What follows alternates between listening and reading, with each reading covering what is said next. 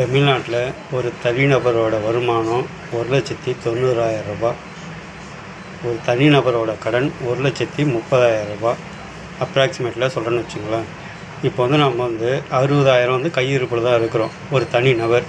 இதை நம்ம போதாகாரமாக சொல்லி 1,00,000 ரூபா 1,36,000 ரூபா தனிநபர் மேலே கடன் இருக்குது சொல்லிட்டு மக்களை பயமுறுத்தி ஒரு பொய்யான தகவல் சொல்லி இந்த சமூக வலைதளத்துலேயும் இந்த யூடியூப்லேயும் இருக்கிறதெல்லாம் பொய் பிரச்சாரம் தயவுசெய்து பண்ணாதீங்க.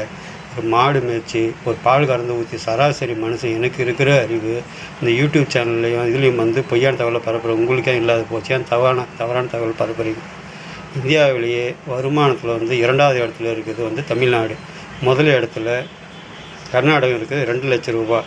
ஒரு வீட்டுக்கு செலவு பண்ணால் கூட நம்மளோட வருமானம் எவ்வளோ, வருமானத்துலேருந்து தான் எடுத்து செலவு பண்ண முடியும்.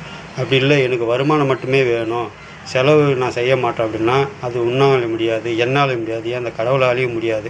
ஒரு தனிநபர் கடை இருந்தே தீரும், ஒரு தனிநபருக்கு வருமானம் இருந்தே தீரும். வருமானத்துக்குள்ளே நம்ம செலவு பண்ணுறோமான்றது தான் முக்கியம். நம்மளுக்கு வருமானம் 1,66,000 ரூபாய் 60,000 ரூபாய் இருக்கும்போது 1,30,000 ரூபாய் கடன் இருக்கிறது ஒன்றும் தப்பில்லை. சப்போஸ் ஒரு 2,00,000 ரூபாய் கடனே இருக்குது, எனக்கு வருமானமே இல்லைன்னா தான் தவறு. இங்கே வருமானமும் இந்த ஒரு 5 நாள் இன்க்ரீஸ் ஆகிருக்குது, அதுக்கான செலவுகளும் ஆகத்தான் செய்யும். நன்றி, வணக்கம்.